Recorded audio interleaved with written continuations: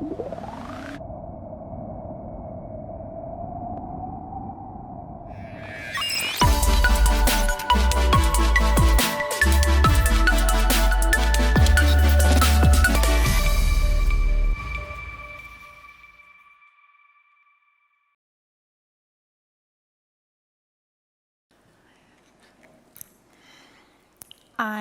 want you to think about this.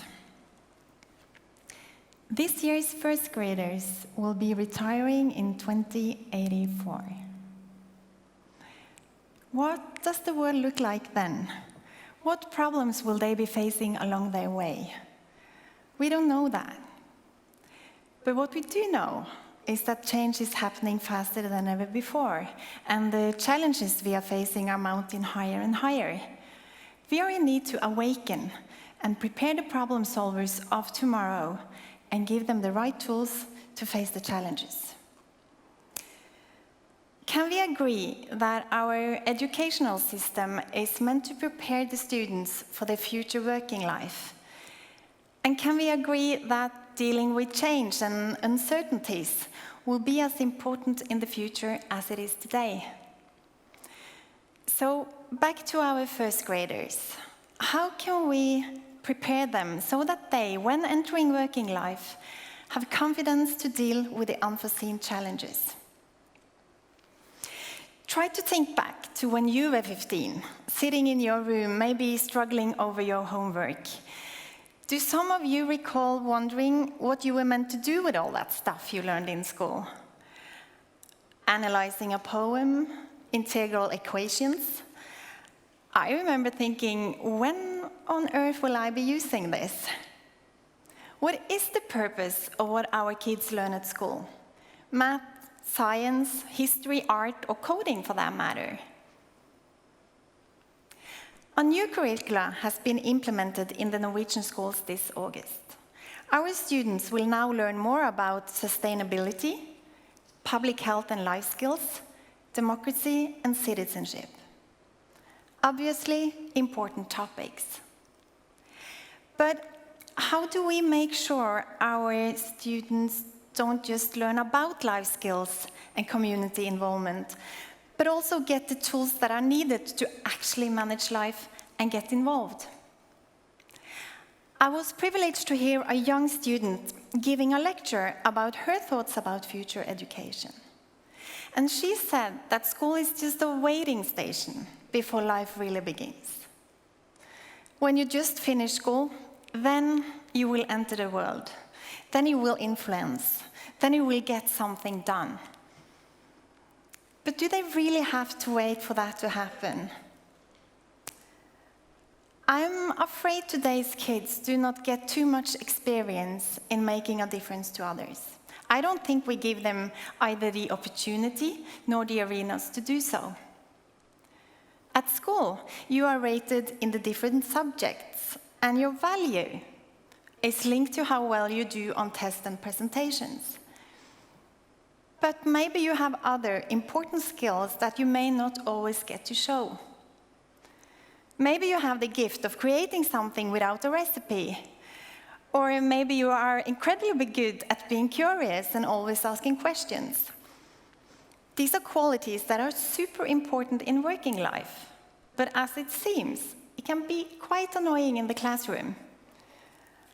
There was this boy I heard of who always had been annoyed that it hurts to lean against the seat when traveling. So when he was asked to make something he needed in arts and crafts, he made a sleeping helmet. I find it very clever, even though it was hard for him to make a good design. But he got a bad grade, because according to his teacher, it would have been much better to just make a nice-looking pencil case. The school system, too often in my opinion, raise their students by asking them to repeat what they have learned to show what they can. The students put 2 lines below the answer, which corresponds to the recipe we have given them. But what then? What are the students going to do with all this knowledge that we ask them to repeat for us? School School projects are often arranged in this way. We ask students to find information about a topic. For example, find facts about plastic in the ocean. We ask them to present it to us, like an article or a presentation or a movie. But what if we didn't stop there? What if we challenge the students to do the following? Now that you know about the problem of plastic in the ocean, what are you going to do about it? And that's when the magic begins to happen. Now the students must use their knowledge, their skills, and their strengths to find good solutions. I think it's important that we give students real problems to solve, not just issues described in a book. So let me tell you about this crowd. They are 9th graders participating in an innovation camp organized by Junior Achievement together with a local power company. The problem we gave the students was how to add power to an overloaded electricity grid. This took place just before the summer holiday. The students worked with the task for a few days, and we then selected the very best solutions, and the winning teams were invited to pitch their ideas at the super final at a business conference after summer. We didn't tell them to work more on their solutions, we just told them to show up. But when we met at the conference, several of them had used their summer holidays making prototypes. This team had connected a trampoline to a light bulb, so that when jumping on the trampoline, the bulb was lit. Their idea was that trampoline amusing parks also could be power plants. In fact, these students had been doing homework during summer without anyone telling them to, and probably without even reflecting on working on school subjects at all. And check out these guys. They look amazing in their suits and ties at the super final, because they knew they were going to present their solution to top executives in the energy industry. It's not often you see kids dress up like this, having a presentation in the classroom. And of course, that's not important either. But in this case, the students wanted so much to leave a good impression that they did. I'm convinced that discovering that you can come up with solutions which create value for others is very inspiring for young people to experience. It's about discovering that you have skills that can be used to solve big challenges or smaller problems, and that you can create value for others outside of school who benefits from your solution. And during the process, you relate to the unknown and unforeseen that tend to show up when dealing with problems. That builds confidence, and that's about building life skills. In a world where we constantly are dealing with new information and new ways of doing things, just think about the pandemic. Then we owe it to our kids to exercise on this. Next time, it's something else that strikes us, that makes us change courses, change habits, must make a new plan. And by the way, we need people who take initiative and responsibility, both in their own life, but also in their communities. Experiences that give students confidence to take initiative to make something happen is very much about citizenship. It's not about pointing to a problem, hoping that someone else will be solving it. It's about taking responsibility yourself. This can be the very first spark to community engagement, which also gives them tools to do something with what they are passionate about. We need that. I would say we are totally dependent on it to solve the challenges of tomorrow. For me, school was perfectly normal. I didn't quite know what career I wanted, so I chose to study economics and management because it kept doors open for different opportunities. My first job after graduation happened to be in banking and finance. It was not planned, more by accident, to be honest, but also very interesting and inspiring. So I was perfectly fine. I had my degree, I had a good job, and in 2016 I looked back at 15 years of experience and had a manager role, head of customer service, which I loved.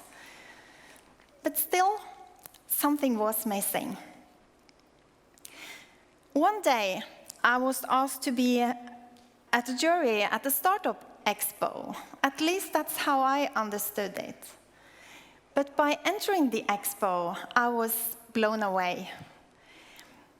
This was no ordinary Expo. This was young students telling their world about their ideas through their youth companies. There were products like a waterproof backpack made of paper, a dress that could be tied and designed in 10 different ways, a gaming glove to prevent inflammation. Several of them had made very good profits, but what impressed me was their enthusiasm, their young courage. Remember, this was young students, age 17, running companies as a part of their education. I envied them for the pride they had in their business and products. They were somehow empowered. Today, my job is to support teachers to train students in problem solving. But it's also about building important competence for the future of work and business. We need the next generation to have skills to create new jobs for the future. We need to empower them with skills like creativity, confidence, the ability to cooperate, and taking initiative and responsibility to make something happen.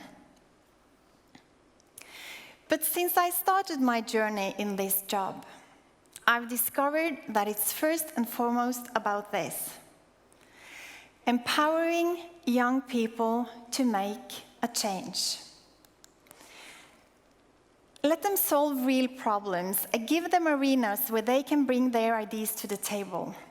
Let them see that their solutions are good enough, sometimes even quite brilliant.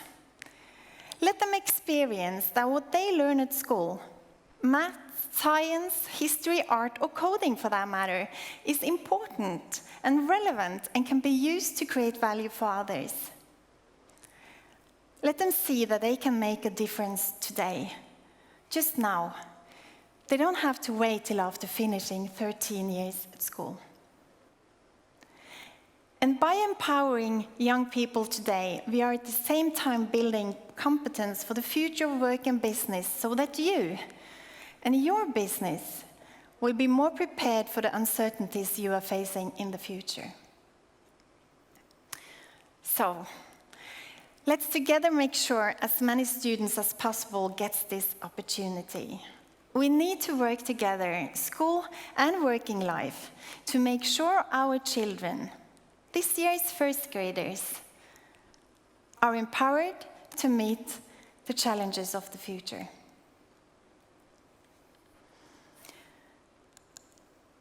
My opinion is that the next generation is exceptionally good. They have important dreams for their future. This crowd will be taking care of us when we are old and tired. This crowd will be in the front line facing future challenges. This crowd is the future problem solvers.